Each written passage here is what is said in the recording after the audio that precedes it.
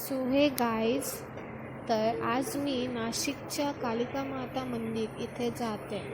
तर हे प्लेस जे आहे ना, हे खूपच सुंदर आहे.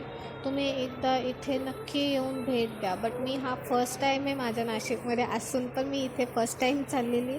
तर तुम्ही व्हिडिओ शेवटपर्यंत नक्की बघा आणि व्हिडिओ आवडलीस तर लाईक करा, शेअर करा आणि सबस्क्राईब करायला विसरू नका. बाय. व्हिडिओ शेवटपर्यंत नक्की बघा.